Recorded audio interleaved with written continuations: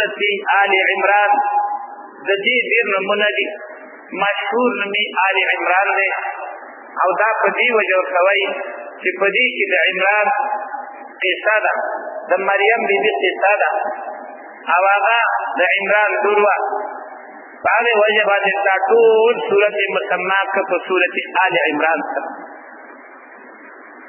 د دې سورۃ داوه هم اقتلوا مسلیدی چې کوم سورۃ بقره کې ذکر شو توحید رسالت جهاد انفاق فی سبیل الله خدلتا دا آغین لکو مزید تاکید سر بیانی صرف خبر داد نور مقاصد دا تلور دی داغین دا تلور ربطی دمک صورت را فسو وجو معلومیگی یو آلتا سوالو شو فانصرنا علی القوم الكافرین اے اللہ منتغلبرا کی قوم کافر فدی صورت کے اللہ فرمائی زما مدد بد آگے چانا چکی کی چاقیدے فدی جوڑی اللہ لا الہ الا هو الحی القیوم کہ فدی مانے عقیدہ جوڑا نہیں ناغا زما دا نصرت مستحق ندے زب مدد دا آگے چاکوم کہ فدی مانے عقیدہ جوڑی نو داغی اخیر ذال عمران اول دیم آغی صورت کی اللہ رب العزت زیاد خطابات یہود کرو اس پجی صورت کے زیاد خطابات کی دنسوارا ہوتا ذکر صورت عمران نزولم آغا وقوشو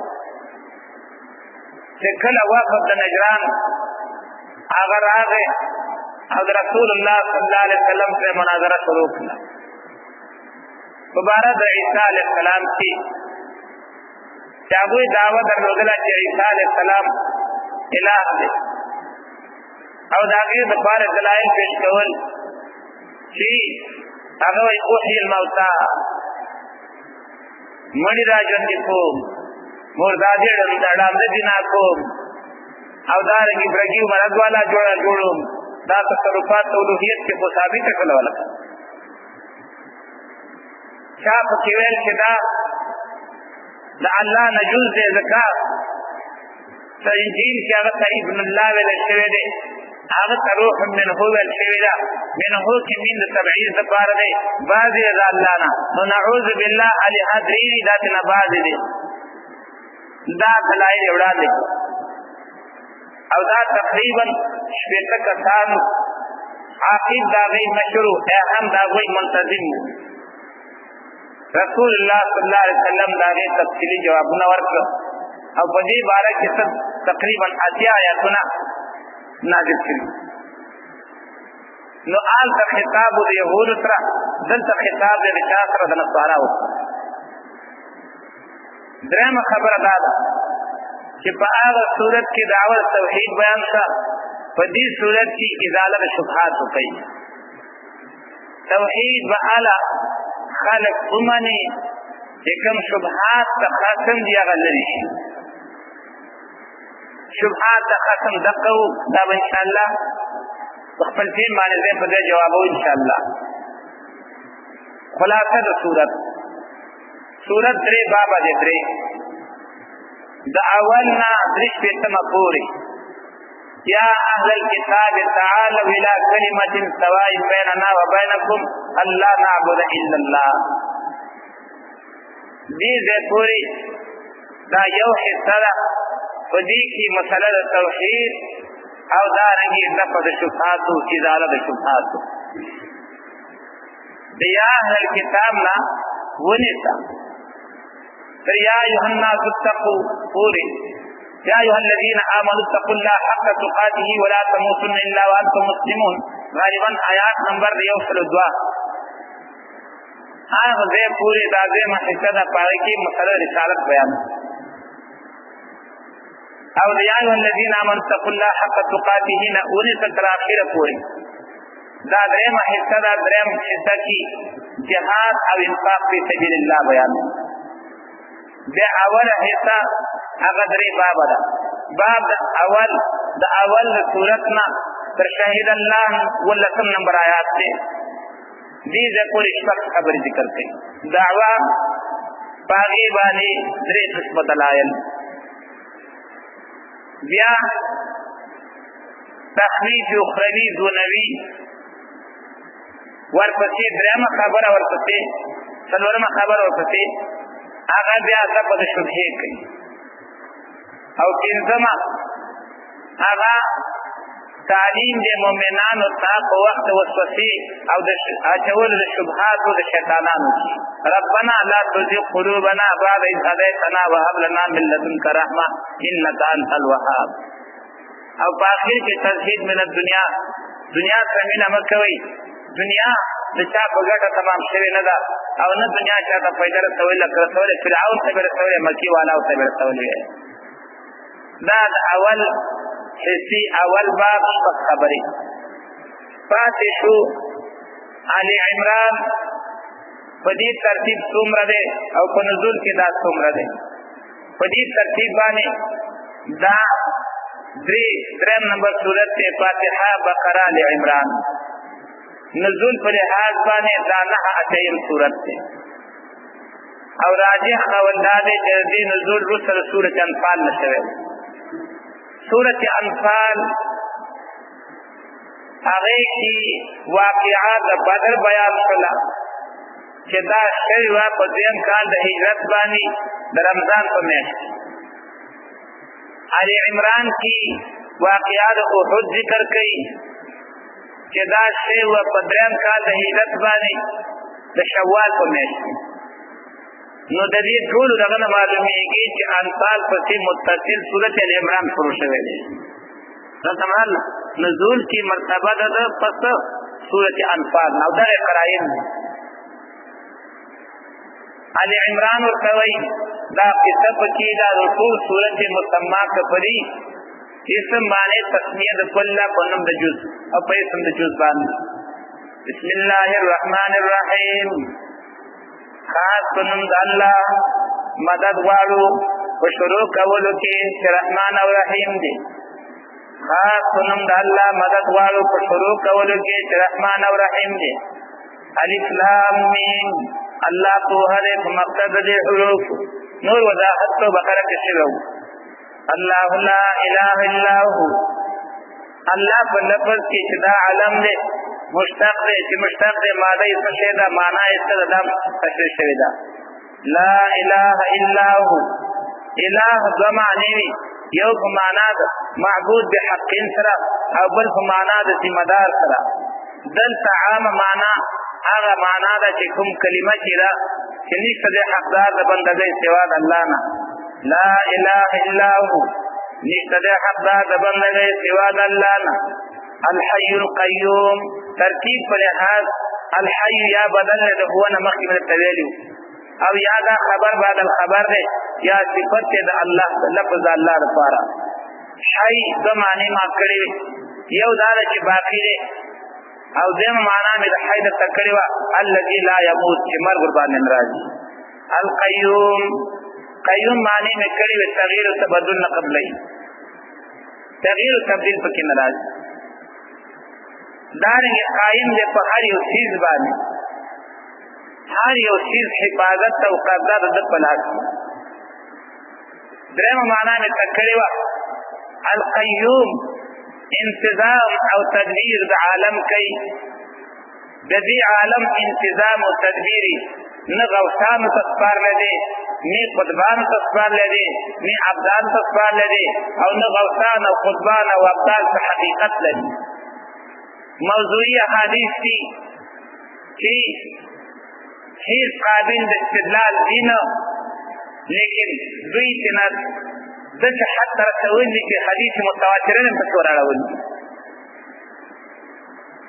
دا هیڅ حقیقت نه لري. غوث معنا فریاد رس،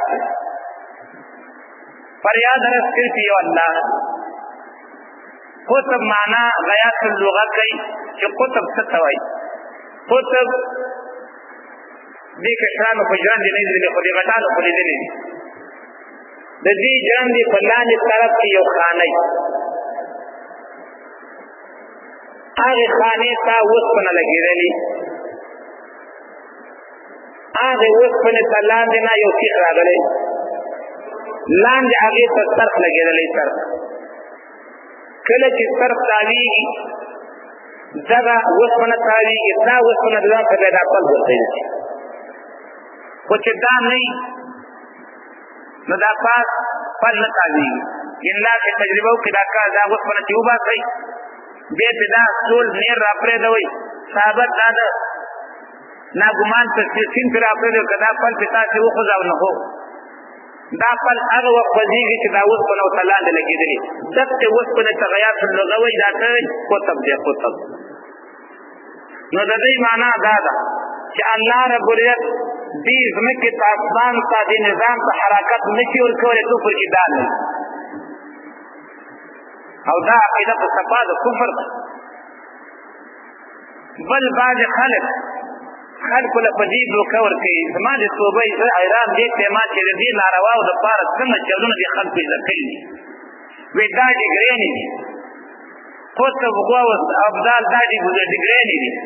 لکه ګورئ دې حربي پوهنتون کې چې څوک سبق وایي چاله ډګري ورکړي د جرنیل، څو پکې ډګر جنرال شي، څو پکې تورن جنرال شي، څو پکې برید جنرال شي، څو پکې جرن شي، څو پکې دغه شي. دا څه ډګرې دي. یا په دې هسپتالونو کې دا نرس دی او دا MBBS دی او دا چې دی نو پلانکې دی حتی چې سپیشلیست خبره ورسوي، دا کوم څه ډګرې دي. نو د هغې خو دا درسګاه معلومه ده، حربي پوهنتون دی، د دې بل د ډاکټرۍ کالج دی، میډیکل ورته وایي، هغې خو دا ډګري هلته حاصلې. دوی ته ډګري څوک ورکوي؟ هغه کالج یې ما ته وښایي چې زه هم پرې داخله وکړم. عجیبه انصاف دی. څوک دی چې دا ډګري نه ورکوي؟ هغه استاد راته وښایي وایي که نه، د دې خو راته استادان معلوم وي. دا صرف د دې عوامو د دوکه کولو دپاره، د عوامو د خطا کولو دپاره مې دا ډګرې دي. خدای توب دی، ډګري نه ده، خدای توب دی. که نه کالج راته وښایي چې ورته دواړه چې داخله وکړه، زما هم دا کار خوښ دی. کالج کوم ځای کې دی؟ پوهنتون یې راته وښایي چې کوم ځای کې دی؟ اوس سادهګانو څو پورې به په دې سادهتوب باندې موږ او تاسې ژوند تېروو. قطب دقې ته وایي موږ به دا عربي لفظ د دې معنا موږ خپله نه کوو، کتاب کې ګورو. راځئ کتاب کې دې معنا څه کړله ما ته، چې کتاب کې دا چا وښوده چې دا ډګري ده، زه به ورته انعام ورکړم. کتاب کې خو معنا دقه ده. هغه اوسپنه چې په هغې باندې پاسه د جمع پل تاویږي. غایت اللغه وګورئ چې هغې څه معنا ده. غوث معنا فریادرس، فریادرس سوا د الله نه بل څوک نشته. یا حی یا قیوم برحمتک استغیث، تا نه مدد غواړم، تا ته فریاد کوم، تا ته زاری کوم، تا ته ژاړم. نو القیوم معنا تدبیر د عالم په خپله کوي، دا چا ته نه سپاري، دا نه قطبانو ته سپاري، نه ابدالو ته سپاري، نه غوثانو ته سپاري. غوث صرف یو الله دی، نظام یوازې الله چلوي. د خلکو حالاتو بدلولو والا صرف یو الله دی، بل څوک یې نشي بدلولی. دا خو سادهتوب دی. قرآن او حدیث یو څه وایي، موږ بل څه کوو. القیوم د هر چا انتظام کوي، د هر چا ضرورت پوره کوي، د هر چا کارونه سرته رسوي، چا ته نه سپاري. شمشتو له جدا متصرف دی، پېښور له جدا متصرف دی، کابل له جدا متصرف دی، پنډۍ له جدا متصرف دی. دا خو بیا نو الله څه کوي؟ دا ماته وښایه. سادهګان نزل علیک الکتاب، دلائل تشکیق و دعوه ذکر شو لکه دلیلی وحی اول ذکر کوي. نزل علیک الکتاب، را لېږلی تا ته کتاب. د تنزیل او د انزال فرق ما مخکې تاسو ته کړی و. تنزیل معنا لږ لږ را لېږل او انزال معنا یو ځل را لېږل. دا خلک فرق دی. قرآن کریم متعلق دواړه لفظونه استعمالېږي. تورات انجیل د پاره یو لفظ استعمال شوی دی ته وګورئ وانزل التوراة والانجیل. قرآن نو عزت دواره استعمالیږي چې د قرآن نزول دوه ځل شوی دی. یو ځل د لوح محفوظ راغلی د اول اسمان ته نو هغه په یو ځل دی. نو انا انزلناه فی لیلة القدر شهر رمضان الذي انزل فيه القرآن. یو د اول اسمان نه ځمکې ته دا به په 30 کاله کې شوی دی. نو دې لپاره لفظ استعمالي نزل عليك الكتاب. فما تاسو ته ویلو څه خبره مې تکړه یو دا چې انزل خاص کول په یو ځل لا تګه پورې قرآن کریم دا نه تاییدوي. الله د باران متعلق وانزل من السماء ماء وبب باران ټول په یو ځل نه راورېږي نه راورېږي. آدم علیه السلام نه راوشرو ده او تر قیامت پورې به دغسې راورېږي خو دا په یو ځل نه دي چې صرف یو ځل راورېږي نور ختم شو. ایوه دویمه دا ده چې د قرآن کریم د نزول په رابطه باندې چې دا دوه ځل نازل شوی دی. امام بخاري یو کتاب مساعد النظر هغه په هغې کې خبره کړله چې څوک د قرآن کریم د نزول دپاره کوم روایت پیش کړي دا ضعیف دی.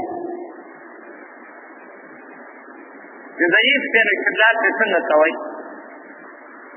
نو هغه د انا انزلناه معنا کوي شهر رمضان الذي انزل فيه القرآن. هغه وایي انا انزلناه من شروع کړی او رالېږل د دې قرآن په شپه د قدر باندې. شروع یې د کومه کې شوې ده په شپه د قدر باندې. هغه دا معنا کوي.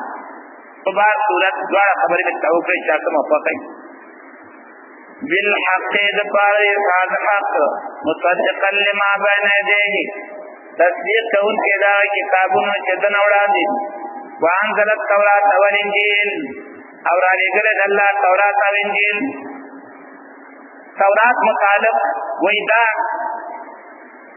په عبري ژبه کې تورا و تورا فا واو را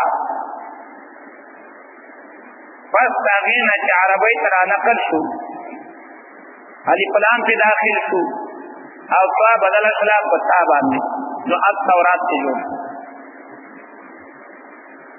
او داسې عربی قانون کې کېږي لوګام عجمي لفظ عربی کلا نقل شو لوجام ته جوړ خپل تصرف کې وکړو لیکن تصرف کړی دی په داخلو د الف لام باندې او په بدلولو د تا باندې په تا سره.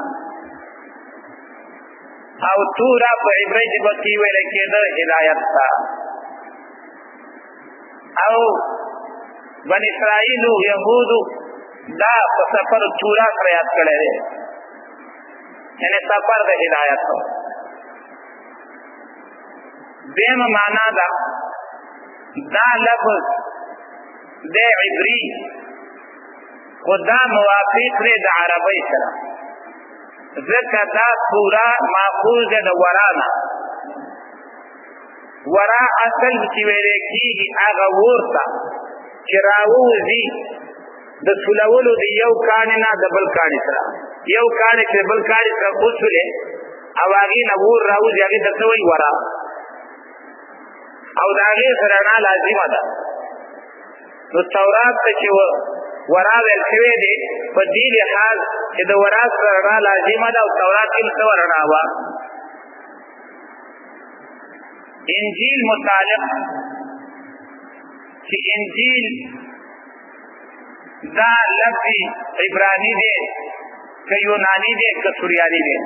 بعض خلکو ویلی دی چې دا لفظ سوریانی دی په تفسیر قاسمی په هغې باندې رد کړی چې دا هر چا چې ویلی چې دا سوریانی دی دا غلط دی. دا لفظ دی یونانی لفظ دی یونانی چې یونانی شو معنا یې څه ده چا ویلی د دې معنا ده ماخوذ دی د نجل نه او معنا یې ده اصل. دویمه معنا یې کوي چې لفظ فصیح او د انجیل الفاظ د خلقو د الفاظ پر نسبت باندې فصیح.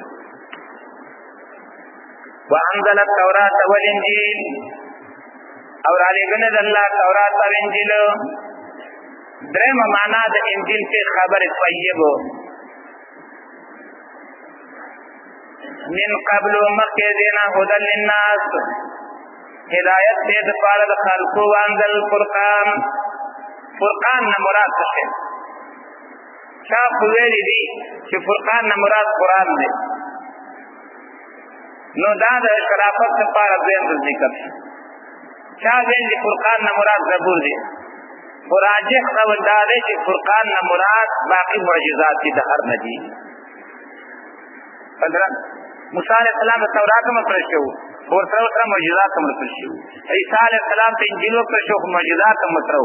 محمد رسول الله صلی الله علیه وسلم ته قران ورته شو نور معجزات مطلب.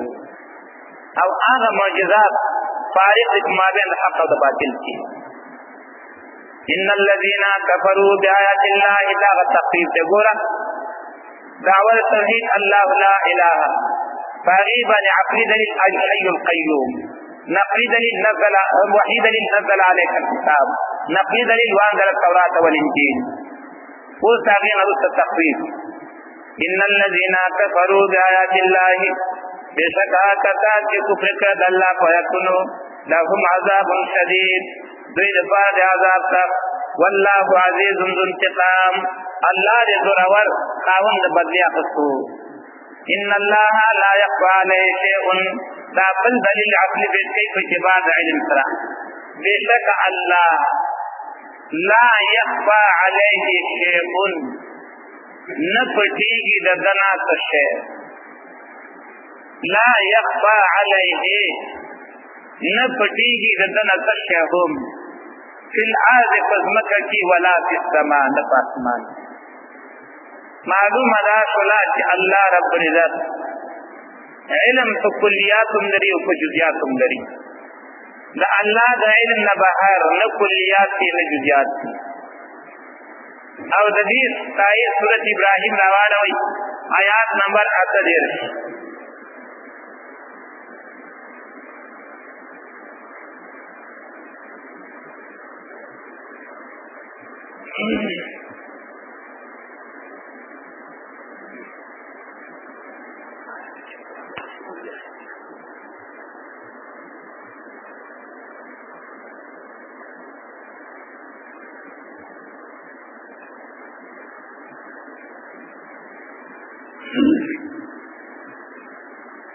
ربنا انك تعلم ما نخفي وما نعلن.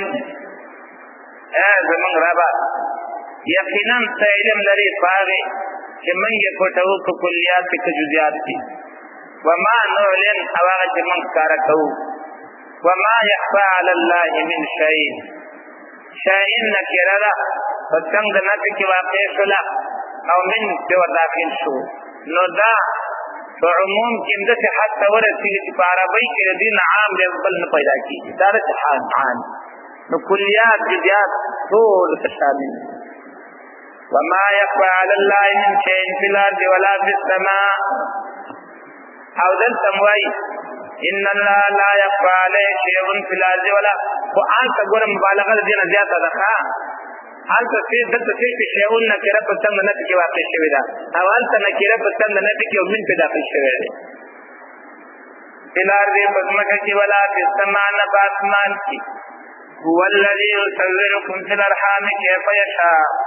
الله غزاد ته چې شکلونه جوړوي تاسو هغه رحیمونو د میاندو کې کیف یشاء څنګه الله وغواړي دا نه چې څنګه ته وغواړي.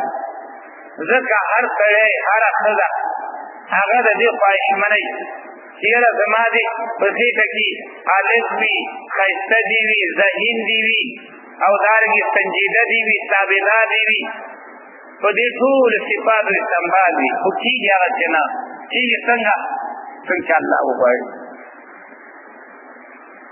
تاسو ارزو باندې الله رب العزت خپل فیصله کوي. هو الذي يصوركم في الارحام كيف يشاء لا اله الا هو دا په شکل تفریح باندې لا اله الا هو او دلته د اله معنا شکل جوړون کې لا اله نشته د شکل جوړون کې په خېټه د مور کې سوا دا غنا په دریو تیارو کې دننه چې یو د خېټې تیارې بل د بچدانۍ تیارې بل د دې ماشوم د پاتې پریوان لګېدلې فی ظلمات ثلاث الله فرمایي دې جوړ کم په درې تیارو کې دننه نو په درې تیارو کې دننه جوړول دا سوا د الله نه بل څوک نشي کولی لا اله الا هو نشته دی شکل ورکوونکی حقدار د بندګۍ سوا د الله نه العزیز زورور دی که څوک یې نه مني نو انتقام ترې اخیستلی شي او الحکیم د حکمت خاوند دی که فورا څوک نه نیسي نو د دې معنا دا نه دی چې هغه د انتقام اخیستونه کمزوری او عاجز دی هو الذي انزل عليك الكتاب الله هغه ذات دی چې را لېږلی دی په تا باندې قرآن منه آیات محکمات ځینې د هغې نه آیاتونه دي محکمات ښکاره مطلب والا ظاهر المراد ظاهر المراد چې مراد یې هر چا ته څه وي ښکاره وي د محکم تقریبا څه دیارلس معنی تفاسیر کړي لیکن دلته محکم نه مراد هغه محکم دی په معنا د ظاهر المراد باندې کوم چې اصولین وایي چې محکم چاته وایي وایي محکم هغې ته وایي چې هغه احتمال د نسخ نه لري مراد یې ښکاره وي په ظهور کې دا د مفسر نه څه وي زیات وي په قوت کې د مفسر نه څه وي زیات وي چې معنا یې په چا باندې پټه نه وي منه آیاتون ځینې د هغې نه آیاتونه دي محکماتون ښکاره مطلب والا او ښکاره مراد والا چې مراد یې بلکل څه وي ښکاره وي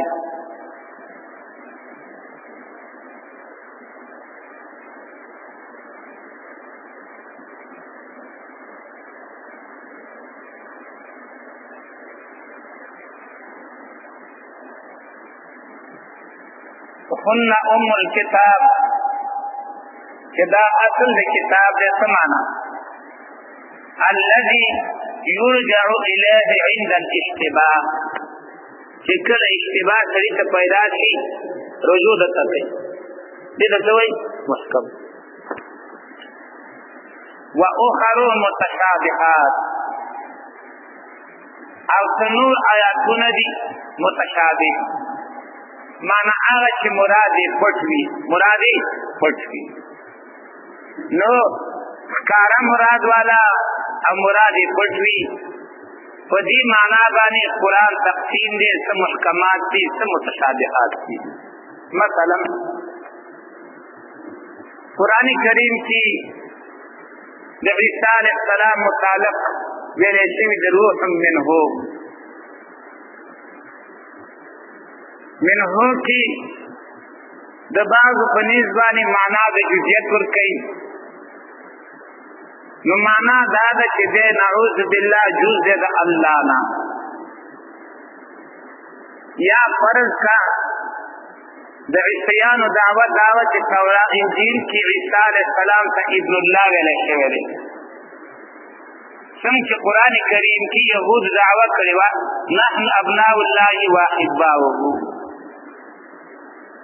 نو هغوی په همدې باندې استدلال کاوه چې یو عیسی علیه السلام ته روح ورکړی دی او بل منهو ورته ویل شوي دي هغه دلالت کوي په جزیت باندې همدارنګه الله رب العزت نحن خلقناکم ځان لپاره جمع استعمالوي نو هغه خو یو دی یو دپاره په مفرد استعمالېږي دا جمع چې استعمال شوي ده اوس دا دي څه متشابهات دا متشابهات مراد یې پټ دی نو چې کله اشتباه پیدا شي موږ به رجوع کوو چاته به رجوع کوو محکماتو ته د هغې ګورو محکم څه دی انی عبد الله روح منه تګوري او انی عبد الله دې ته نګوري نو دا روح منه من چاته راځي کو انی عبد الله معنا بتکو دا روح والا او د الله تر طرفنا دا نه چې دا جز د الله نه اندارن په جمعیت باندې استدلال کوي قل هو الله احد هیڅ یو دی نحنو ته اوس نه ګورو چاته ګورو قل هو الله احد الله الصمد منه ته نه ګورو بلکې لم یلد ولم یولد ولم یکن له کفوا احد علاوه دا غینا کمن منه ته ګورو او د منه معنا جزئیت کو سورۃ جاثیہ 13 نمبر آیت وګورئ ته وسکو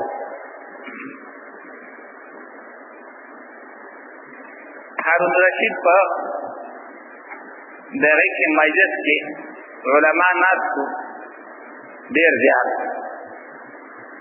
نارا یو عیسی راغی او هغه د عیسی علیه السلام په جزئیت باندې روح منه باندې استدلال وکړ چې من تبعیض لپاره ده بعد د الله نه معنا نعوذ بالله د الله نه جز ده تاسو یقین وکړه تاریخ ته تاسو وګورئ ناس مولین چې څومره و څومره ټول غلی شو ځکه هارون رشید یې مخ ته راټون کړ چې دې جواب وکړي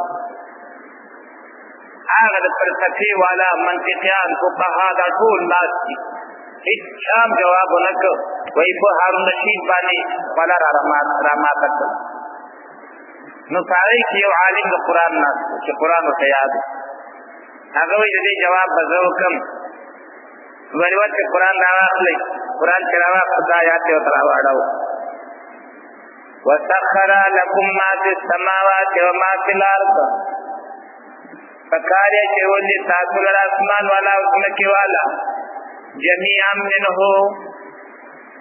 چې هغه منه دلالت په جزئیات باندې وکړو دا هم په دلالت په جزئیات باندې کوي نو دا مکه اسمان جز د الله نه غني نو عیسی غل کې نه استدخل نه به आवाज نه کوته نو وای د هارون رشید هغه خپل وجهلا او بیا عالم د ډېر لوی نام ورکړ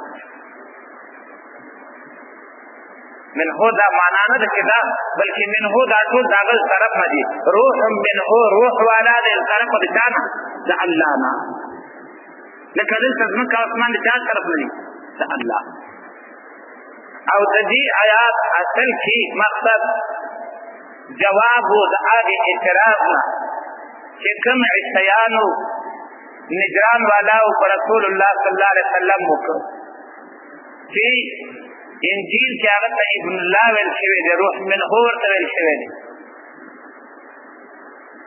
نو قران کریم دلته جواب کوي چې ګورئ بعض الفاظ متشابهات ونوي کدا الفاظ په انجیل کې دي خدا د متشابهات ندي د متشابهات په معنا باندې تاسو نه کوئږي باقي باندې څوک کوئږي الله رب العزت او د دې متشابهات رب چاته کولی شي محکمات وتا دا خود دې آیات مقصد او دا دې تقسیم په دې کې یو بل مشکل دی د دې ځنه معلوم شو تقسیم چې قران کریم آیاتونه دوه قسم دي یو دي محکمات بل دي متشابهات سورۃ هود اول راوړوي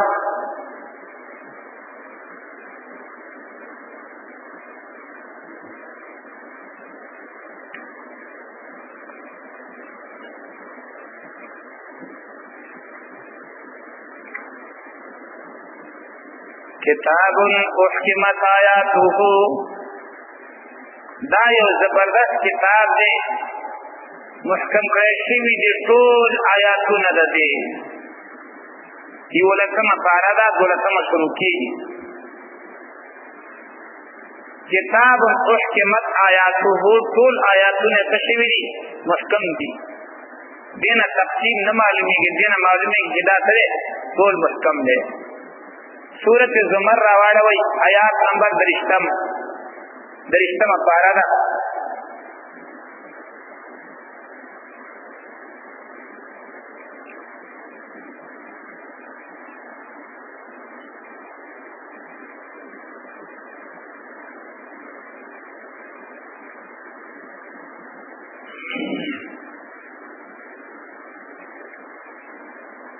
الله نزل الله را لګل د ډېر خیسته خبرې احسن الحديث ډېر خیسته خبرې کتاب متشابه چې کتاب دې متشابه د دې نه معلومیږي چې ټول قرآن متشابه دی. نو یو ځای کې وایي قرآن آیاتونه تقسیم دي محکم دي متشابه دي، یو ځای کې وایي ټول محکم دي، یو ځای کې وایي ټول متشابه دي. دا اصل کې بنا د معانی او د محکم او د متشابه. د محکم یو معنا دا چې مراد ښکاروي، او د محکم بل معنا دا ده چې څوک منسوخ کولی نشي. نو محکم په دې معنا چې څوک منسوخ کولی نشي، په دې معنا باندې الحمدلله ونیسه تر والناس بالغ قرآن ته دی محکم. ځکه قرآن نه بعد داسې کتاب نشته چې قرآن څه کي منسوخ کي. او یو دی ښکاره مراد والا او پټ مراد والا.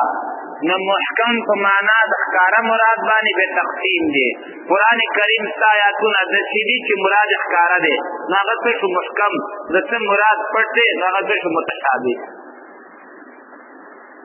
دارنګې متشابه هم دوه معنی لري. یو معنا دا د متشابه چې مراد یې پټ وي، په دې معنا باندې قرآن تقسیم دی، څه محکم دی څه متشابه. او یو متشابه معنا دا ده چې اختلاف پکې نشته، یو مضمون د بل مضمون سره برابر دی. نو په دې معنا باندې بیا ټول قرآن سره متشابه، اختلاف پکې نشته ځکه معنی بدل دي. واخر متشابهات او نور دی متشابه. فاما الذين في قلوبهم فتوکتان چې داغه پرونه کې زیغون کبرې چوکواله دي، فیتبعون ما تشابه منه تابعداري کوي د پټ مراد والا. ما تشابه معنا مثلو د پټ مراد والا تابعداري کوي د پټ مراد والا. ابتغاء الفتنه د پاره طلب د گمراه کولو د خلقو، د دې د پاره چې خلک گمراه کی، خلق پرونه کې وسوسه او شبهه وراتي، خلق ته شکونه ورواچي. دا الله په نسبت باندې د خلق ذهنونو کې شکونه شبهه ورواچي. ګوره مخنوي ویل دي کنه ډېر دي، ځکه نحنو ویل دي او به دې ته فکر نشته چې قل هو الله احد. نحنو تګوري احد ته نه ګوري، لا اله الا هو ته نه ګوري، نحنو تګوري. په دې نه پوهېږي چې کله نا کله دا جمع د کثرت لپاره نه استعمالېږي، کله تعظیم لپاره استعمالېږي. دا تعظیم لپاره استعمال ده، د عظمت شان لپاره استعمال ده، صرف د خلقو د بېلارې کولو لپاره او خلقو ته شکون ورچولو لپاره. ما ابتغاء الفتنه لپاره طلب د ګمراه کولو، ابتغاء تعبیر او د پاره د حقیقت معلومولو د هغې د دې لپاره چې ځان ته د متشابهاتو څه معلوم کړي حقیقت. وما يعلم تاویله الا الله او نه پوهېږي په حقیقت د هغې باندې سوا د الله نه. دې باندې کلام ختم شوی دی. او دا خبره په شوافیو پسې کول چې شوافی د دې قاعدې چې هغې وایي په متشابهاتو په معنا باندې راسخین فی العلم هم پوهېږي، او بیا رالګېږي محاکمې کوي د هغې په منځ کې چې یو یې تعویل حقیقي او بل دی تعویل ظني. هغې چې وایي چې په تعویل باندې علما پوهېږي، راسخین فی العلم پوهېږي، نو هغې نه مراد څه تعویل ظني دی. دا معنی بالکل غلط دی. جلالین لیکلي دي چې شوافیو په نیز باندې په الا الله باندې وقف کړی ضروري دی که نه جلالین راواقع ویې ګورئ، او جلالین د مذهب شفیعي والا. نو دا خلک په زوره دا دشمني پیدا کوي. چې تاسو یقین وکئ، ما څه کړل طالبان ته جلالین وایي، ما ته وګوره زمونږ اصولین لګې دي په دې زمانه کې راشي، نو امام شافعي د دا منصوبوي. حال دا د امام شافعي په مذهب باندې شوافي زمونږ نه ښه پوهېږي. جلالین هم په دې باندې وقف لازم ګڼي، والراسخون مستقل کلام ګرځي، مبتدا او خبرې ګرځي. خو موږ زوروري د دې دپاره چې فقط دا ټیم پرې واخلو اختلاف هم جوړ کړی دی، دا وایي دا هغه وایي، نور د هغه کتابونه لټوي چې واقع هغه داسې وایي. وما يعلم تاويله الا الله، نه پوهېږي په حقیقت د هغې باندې. تعبیر ظني چې ویست نه پوهېږي په حقیقت د متشابه باندې سوا د الله. پاتې شو آیات الصفات. آیا دا د متشابهاتو نه دي که د محکماتو نه دي؟ نو یاد وساتئ امام مالک، امام ابو حنیفه رحمه الله، امام شافعي، امام احمد بن حنبل رحمهم الله، د ټولو په نیز باندې هیڅ چا کې اختلاف نشته دی. د ټولو په نیز باندې دا په اعتبار د معنا لغوي سره د محکماتو نه دي او په اعتبار د کیفیاتو سره د متشابهاتو نه دي. همدغه امام مالک قول دې ټولو ائمه ځان لپاره دلیل او سند ګرځولی دی چې الاستواء غیر مجهول، استواء مجهوله نه ده بلکې معلوم شی دی، وکیفیته مجهول، کیفیت مجهول دی. والسؤال عنه بدعتون، دې متعلق پوښتنې کول بدعت دی، ګناه ده. دا د څلورو وړو امامانو مسلک. دا خو بیا دا متاخرین لا پیدا شو، الله دې ورته هدایت وکړي، دوی پکې دا مسایل لا پیدا کړل او دا تقسیمات یې شروع کړ چې دا د متشابهاتو نه د معنا لغوي په لحاظ باندې دا بالکل د متشابهاتو نه دی، دا بالکل د محکماتو نه دی. البته د کیفیت په لحاظ باندې دا یقینا د متشابهاتو نه دی. نیت په خپله معنا اخلو خو داسې نه وایي چې داسې کیفیت یې موږ ته مجهول نه دی. وجهه په خپله معنا باندې اخلو خو داسې نه وایي چې دا د هغه د شان مناسب. لکه څنګه چې په کلام کې خبره کوو متکلم مني، سمیع مني، بصیر مني، حی مني، دا صفات د بندگانو هم دي کنه. څنګه هلته معنا تشبیه نه په ذهن کې نه راولي او چې کله استوا ته راورسېږي ید ته راورسېږي بیا وایي دا تجسیم دي، هلته تجسیم نشته، دلته تجسیم شته. هلته چې څه توجیه کوي خو هغه دلته مخکنه، هلته وایي اورېدونکی د هغه شان مناسب، خو دلته هم وایي د لاس خاوند دی د خپل شان مناسب. ولې چې انکار کوي؟ څه زور دی دباندې؟ الله ځان ته ثابت کړي دي او ملا علي قاري لیکلي دي چې دا تاویلونه په قدرت باندې کول، دا د ید معنا کول دا سراسر غلطه معنا ده.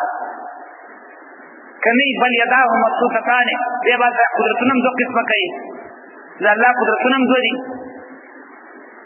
څه معنا به دې وجه نه آیات صفات چې څومره دي د کیفیت په لحاظ باندې د متشابهاتو نه دي او د معنا لغوي په لحاظ باندې د محکماتو نه دي. والراسخون فی العلم، جوړ خلق په علم کې، راسخ مضبوط خلق په علم کې، هغه چې قرآن او حدیث کې الله ورته مهارت ورکړی او دین صوفیان نه دي مراد. والراسخون فی العلم ویلي دي، والراسخون فی العلم جوړ خلق، مضبوط خلق، کلک خلق په علم کې. یقولون غیوی آمنا به، من ایمان راوړل متشابهات باندې کل من عند ربنا، محکمات دي که متشابهات دي دا ټول طرف د رب زمونه دي. وما یذکر الا اولو الالباب، بناخلی مگر خاوندان د عقل. پنځم امر تعلیم د مؤمنانو ته په وخت وسوسې د شیطانانو کې. ځینې وخت کې شیطانان خلکو ته وسوسې وراشي. زه وایم خپله ځان ته سوچ کوي چې داسې ترجمه چې هغه تفاسیرو کې نه وي او یو سړی هغه کوي په لوډسپیکر باندې چې دنیا یې اوري او بیا هېڅوک د جرح نه پیدا کېږي، جرح ورباندې وکړي. دا تاسو په دنیا کې څوک لیدلی دي چې دا خلکو ته چې تاسو ځان له ترجمې کړي؟ تاسو سره صرف یو تفسیر دې ساتلی دی، په دې وجه باندې تاسو مشکله ده. دا یو اللباب په نامه باندې تفسیر دی، تاسو یقین وکړئ چې په یو یو آیات کې یا زما ربه نو شل جلده کې جوړ یم، ته فکر وکړه شل جلده کې یو یو آیات کې څو ترجمې کوي. او په هر یو آیات کې داسې نه چې صرف یو آیات وکړي خو دوی صرف یو جلالین او مدارک ورته پروت دي نو جلالین او مدارک خو یا اعراب ښیي یا یو معنا چېرته راواخلي که نه کتاب وګورئ دا ترجمې دا څومره تفاسیر کړي خو خبره دا ده صرف دې خلکو باندې ځان نه ترجمې دي لانکې دي فنګرې دي د خلکو ته شبې شکونه وراتي خو الله علاج سړي ته ښیي چې کله هم دا شبې څوک دراتي شکونه دراتي سوال کوئ ربنا لا تزغ قلوبنا بعد إذ هديتنا کله به وایي کرامت نه مني کله به وایي دعا نه مني کله به وایي خیرات نه مني کله به څه وایي کله به څه وایي اولیاء نه مني د اولیاءو د کرامت نه منکر دی کله به وایي پنځلس سپارې قرآن مني پنځلس یې نه مني والله قسم درته کوم دا بین چې قرآن راواخېسته او دا دېرش سپارې ترجمې بین شروع کړلې والله چې دا هم دا زمونږ د وجې نه شروع کړې قسم مې درته وکړه چې د دې نه وړاندې د دې خلکو ترجمو تاسو چېرته اورېدلي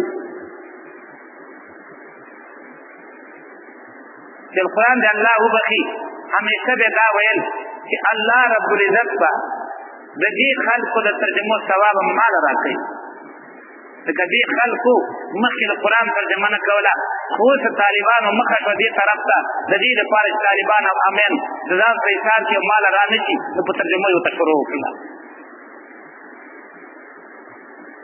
د هغې ثواب هم الله ورته راکوي اوس به یې دې پنځلس مني او پنځلس نه مني تا خو ټول نه مانه زه خو لا بیا هم کومه پنځلس یې مانه تا خو د یو هم ترجمه نه کوله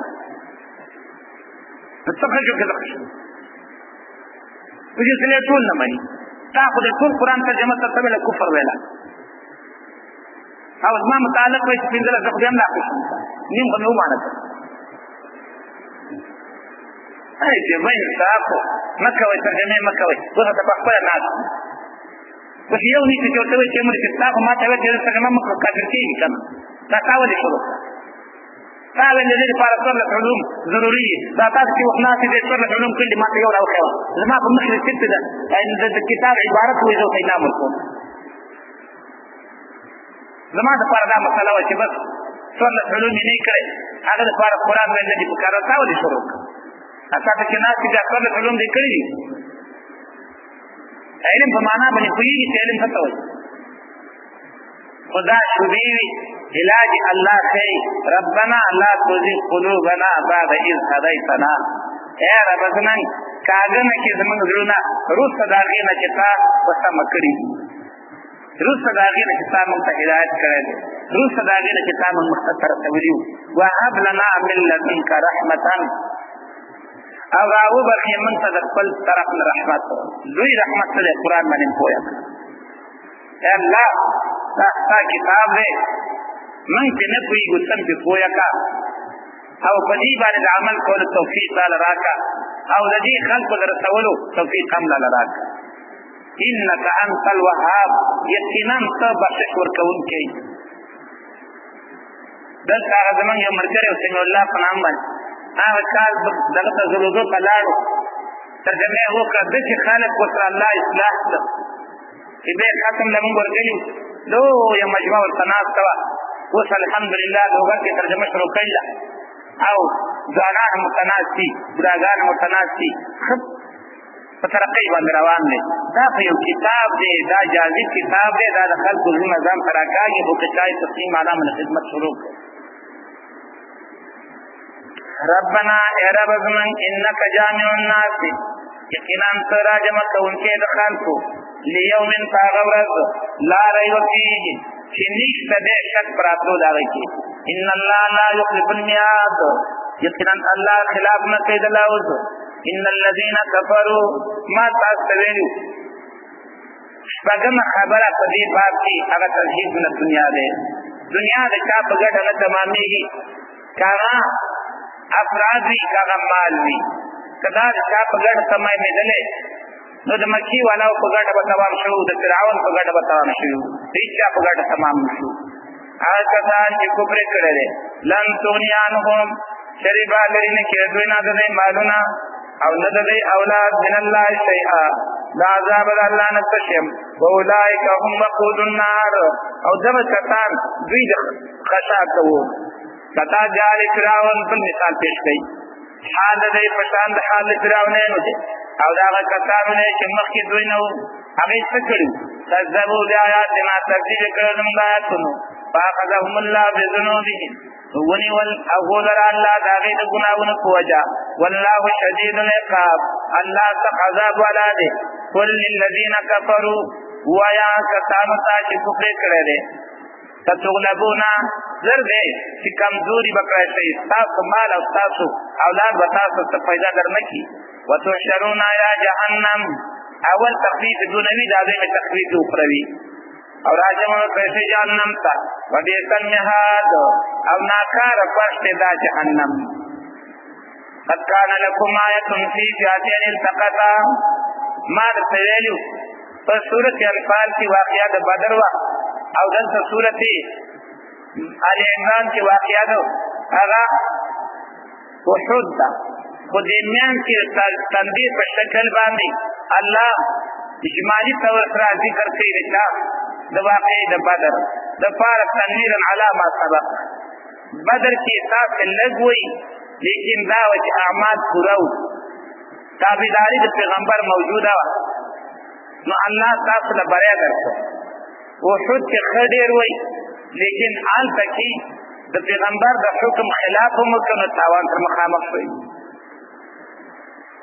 قد كان لكم يقينا تاسو له آیت النخا فی فئتین فغدولو کی یو ډله د اسلام او یو ډله د کفر التقطا یو بل سره مخامخ شو فئتون یو ډله وا تقاتل فی سبیل الله چې جنگ کاو د الله په لار کې و اخرى کافرتون او بل ډله کافره یراونهم لذل دغه دلیل مومنانو دلیل کافرانو لرا مثلیهم دو چند خپل ځان مثلیهم دو چند کافرانو رعی لینی فخکارا لیدل اسرا اس بل طرف تا یراونهم لیدل دے کافرانو مومنانو لرا مثلیهم دو چند مومنانو مثلیهم دو چند خپل ځان رعی لینی فخکارا لیدلو د دې آیات نه صفا معلومه شولا چې مؤمنانو ته کافر زیات ښکار شو او کافر ته مؤمنان زیات ښکار شو په دې ښکار نظر کې صفا معلومه شولا تناونه رسېږي یاراو نه هم لیدل دی یو ډلې بل لرا فقط تاسو چې میثاق مؤمنان ګرځوي نو هم زمير کافر تراجي شي او کفایل کافر کوي نو هم زمير بچا تراجي مؤمنانو ته لیدل دی وی دلی بل لرا دچن یا د خپل ځان یا دچن د اغوي په ظاهري نظر کې فکر نظر کې د دې نه صفه معلومه شوه چې یو بل څه فکر شي زیات سورۃ الانفال تاسو راوړوي چې انت سوي څلور څلور نمبر آیت کې